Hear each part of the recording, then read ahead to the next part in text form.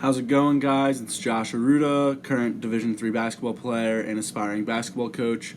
Today we're going to break down the Hofstra Pride. They're a solid program, 6-5 with a win over Richmond. They dropped their last two to Northeastern, but a relatively solid squad. They play in this 2-3 with extended wings. They're really aggressive in there. They try to beat you over the middle and out execute. They got two senior guards that kind of control them, so you force them to be uncomfortable. You have a good shot at making their offense slow down. So to start it off, we're going to talk about their starters. And you got their team leader, Jalen. He's number 20. He's a senior. He's averaging 17 a game, and this man can shoot from anywhere. He plays extremely hard. He's really active on defense. As you can see here, a lot of their sets are going to be for him to get a high pick and roll, and he's trying to get down low, get to his spot. He's a lefty. He's got a good stroke. He'll shoot it from anywhere at any moment. He really had a day against Richmond, and he's been consistently putting up 17 a night. So you need to follow this guy wherever he goes, and especially have your right hand up in that pocket so that he can't get a clean look. As you see from there, he just pulled up when not even ready. It was the beginning of the shot clock, and he does the same. He's just trying to get to his spot. Then you got number 0, Tareq Coburn. He's another guard, averaging close to 17, 16, 2 steals. He's looking more to get downhill, but he's also a good shooter. These two guys are really the main three-point shooters for this team. You can see here he makes a good move in transition, gets to his spot. I think he's another lefty as well, but he's definitely a good handle, real athletic finisher, and creative in the paint. But he'll shoot it as well. Next, we have number 1, Burgess. This is really their point guard, I would say. He gets the most assists with five a game. Still averaging about 8, and he's a pretty solid size. He's always looking to get downhill, but he'll jump. He's a little crazy with the passes. Like I said, he's always trying to get downhill and make a nice play. So, you can force some turnovers with him. Number 23, Kvonn Cramer. He's a freshman, 7.2 points a game, 6 rebounds. Really active defender, long and athletic. Good cutter as well. Kind of just filled the starting role over David Green, who's been struggling as of late, but really aggressive. Is kind of a guy that just is always around the ball. He doesn't handle it too much, but like right here, the ball just kind of finds him, and he gets it up and finishes. But he's active, sets good screens. Here he gets a little out of control. He's not the best off the dribble, so I would look to take a charge if he tries to put that left dribble down and put his shoulder into it. But he's always around the rim, so he's kind of their dump off guy. Number 32, Isaac Conti's their center. He's averaging a double-double. This guy's got a really solid post game, and he's really active on the glass. He's a solid defender. Here he's running the floor. Center's sleeping, and he's up there. He's a real explosive guy. He's got really good post moves. Not really predetermined. He feels you out. He's patient with the ball. I think he averages a couple assists as well. He's a solid center. He's making play. They're running right there. They'll hit that crackback option to try and get his man helping a little bit of sleep, and he could rip through as well.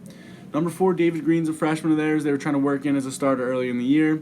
I don't know if he was producing well enough. I've only got to see him in the Richmond game and the Northeastern game, and he's getting only about 5-10 minutes a game now. But he played pretty well in this Richmond game.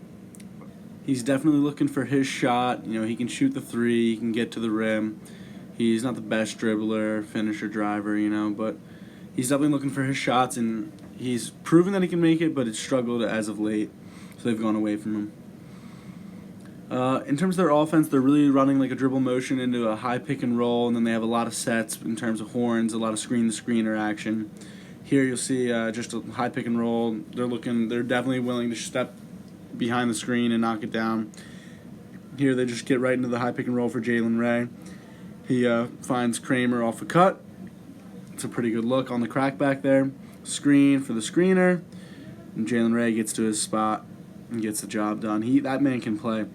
Here's where he doesn't use the screen much because they want to get Conte late. Here right off the screen. They're really patient as a whole.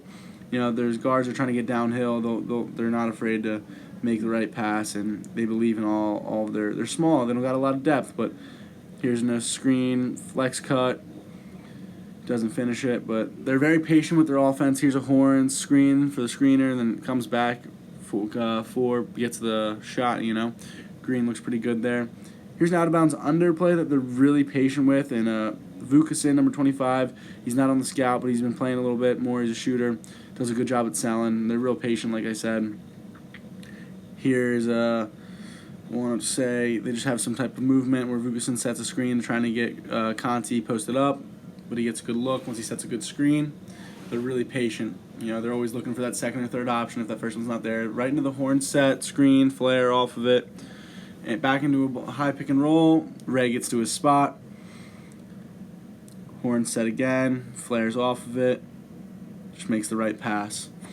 I believe he misses, but here's right off that. Jalen Ray will shoot it from anywhere. Back screen for Green.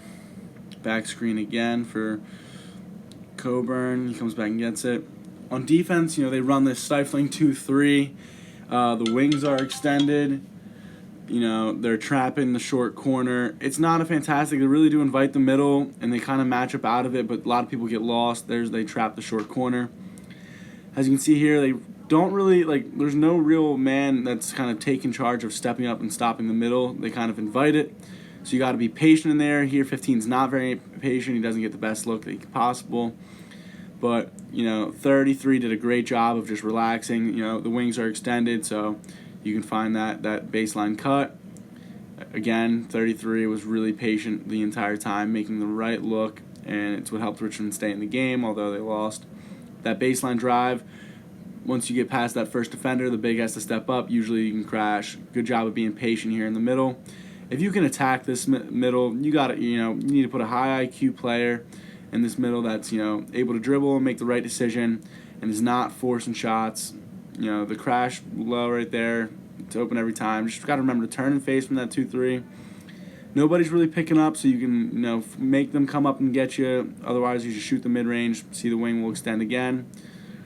It's probably why Green doesn't get as many minutes right now because he's a little too extended sometimes. But this is definitely a winnable game. Hofstra's a good squad in the conference, but I think with this scout, the proper execution versus 2-3, you can get the job done. So good luck, and feel free to reach out to me for any questions. Thank you.